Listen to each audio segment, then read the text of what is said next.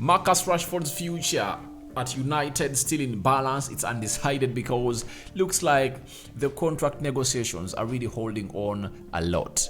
Welcome to United Matters channel. We are talking about Weghorst coming in for 2 more trophies after playing 90 minutes yesterday for the Dutch national team. He has promised that United are going in for 2 trophies. No sooner had he said that than a certain Dutch legend came out and attacked him that doesn't deserve to be at Manchester United, and it defects every time he plays for United. So Rock and David is my name. Smash the like button, comment and share. If you're watching us for the very first time, endeavor to subscribe to this channel so as not to miss out on stories that we do upload here on a daily. Now, today is really a very good day that we are all really wanting to really see. It rained in the morning and right now it's a little bit sunny and chilly a little bit, but I know the weather will really stabilize. Then we are talking about David De Gea's contract situation, United fronting it first than that of Marcus Rashford. Smash the like button, comment and share. If you're watching us for the very first time, endeavor to subscribe to this channel so as not to miss out on stories that we do uploading on daily. Smash the like button close to 100 times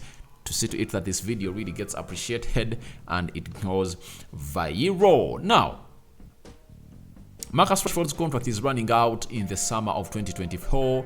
United triggered his 1 more year left around January to stop clubs from disturbing him on signing a pre-contract. Remember, when you are left with just 6 months onto your contract, you are allowed to sign a pre-contract with a club that is 100% interested in you next season. Now, the Athletic has gone ahead to throw in some bits of updates as far as Marcus Rashford is concerned and his contract. That initial discussions between Manchester United and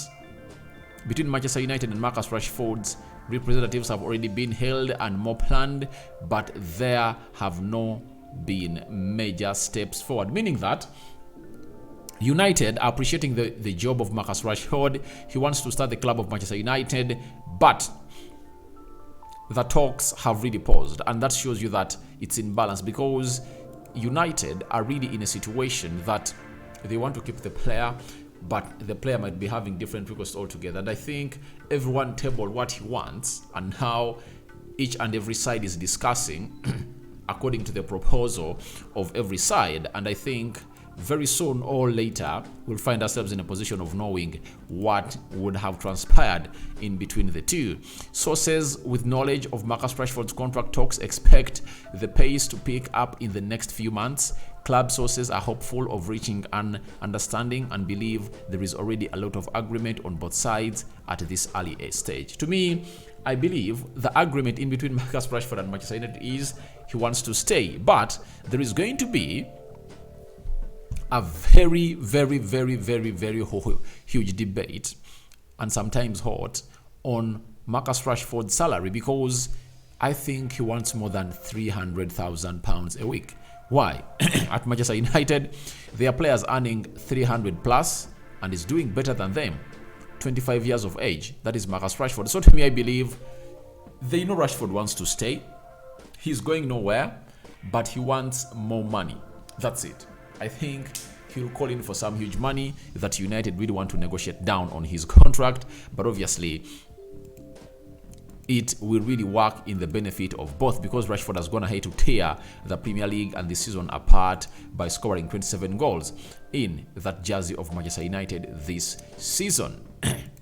We've been told by the Athletic that the potential sale of Manchester United by the Glazers is not seen as a complicating factor in contract negotiations with Marcus Rashford, nor is the fact United has several key contracts to renegotiate simultaneously. To me, I believe it's a factor. It's really a factor because right now, every player that is at Manchester United is holding a little bit back to see to it that he renews his contract at Manchester United because he doesn't know what the future is going to behold for Manchester United. You get, what if the new owners come in through and really say we are sacking Erik ten Hag? That's it. Rashford's confidence has been brought back by Erik ten Hag.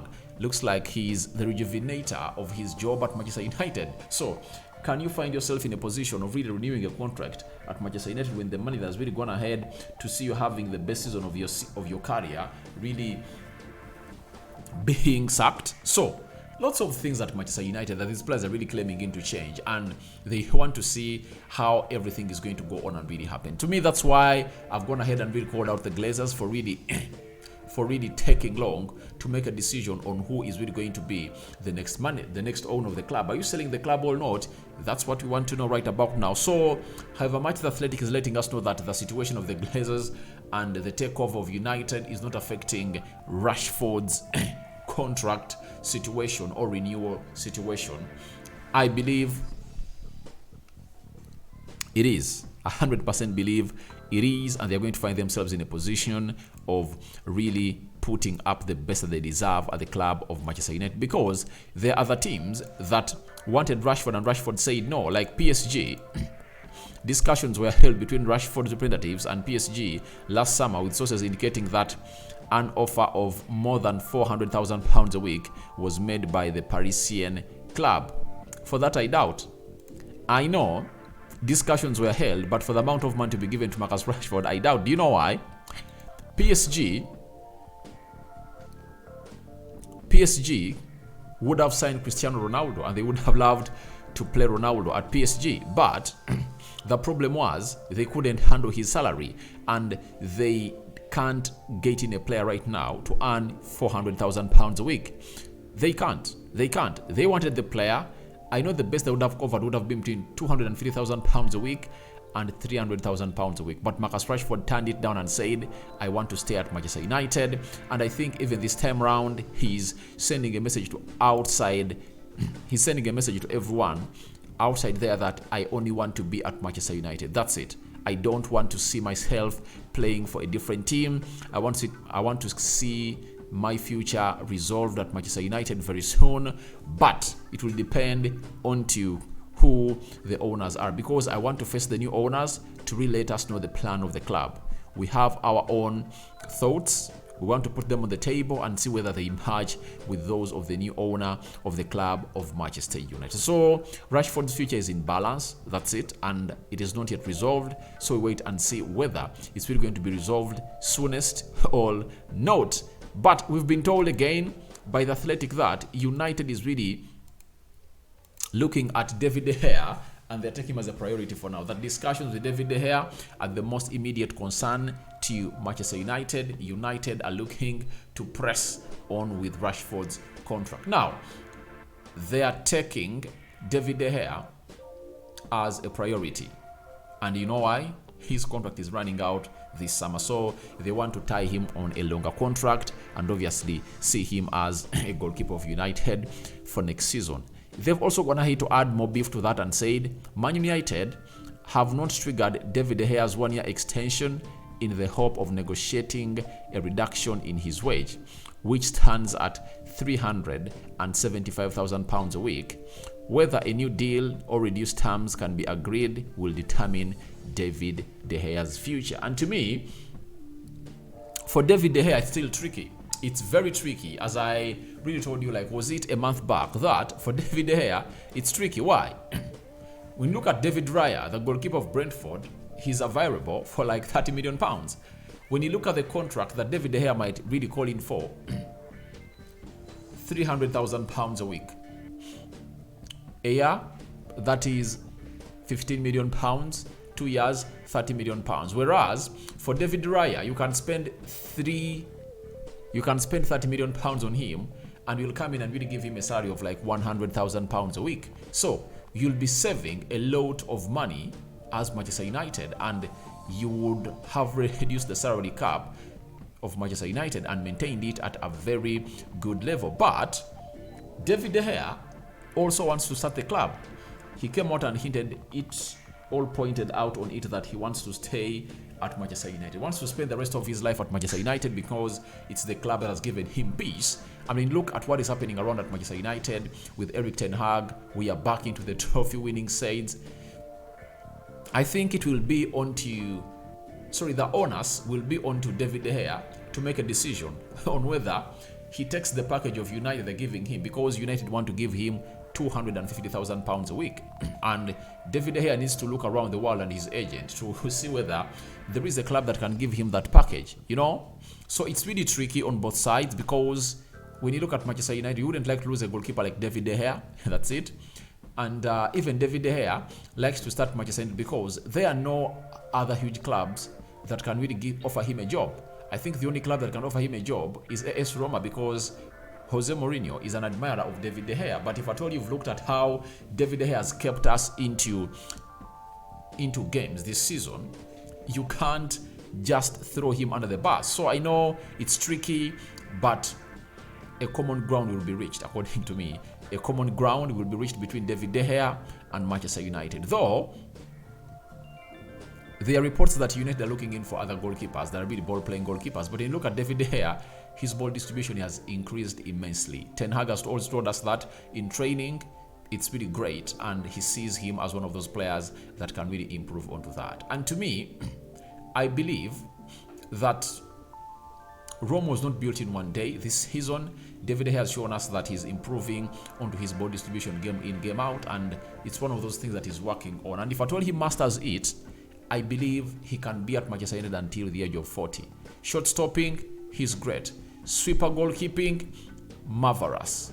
His only question marks on his ball distribution, but I think he's improving steadily, according to me. So that is David De Gea for you, and his contract is being negotiated because United don't want to reach the summer, or don't want to reach 30th June before resolving his situation. And I think the first contract to be announced is going to be of David De Gea, according to me. Though there is Fred, there is Diego Dallo, there is Luke Shaw, Marcus Rashford, but all of those, their one-year option was already triggered, so they are still here until 2024. But for David De Gea, they never wanted to trigger it because the salary was really huge. £350,000 a week, but he deserves it by the time he received that amount of money, because he was the best player of United by then, and they really denied him a move to Real Madrid because they submitted the players late, something that Chelsea did to PSG for Hakimi Ziyech. Wout Weghorst, after playing 90 minutes yesterday for Netherlands, came out and said the following: that there are still 2 trophies left to win with Manchester United, the FA Cup and the UEFA Europa League. These are going to be some nice weeks. So he's coming back to United fired up for the trophies, that is the FA Cup and the UEFA Europa League. Remember, in the FA Cup semi-final, we are playing against Brighton at Wembley, 22nd April. Then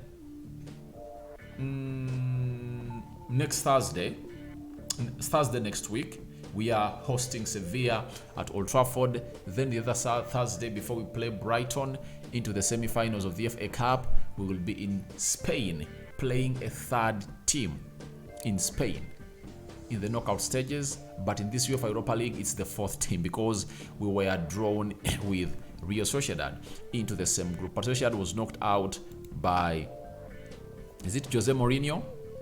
That's it. So after that, he played 90 minutes yesterday, but Rudy Gullit is one of those Dutch pundits down there in Dutch. Very good. He was a player that really played very well. I know him very well.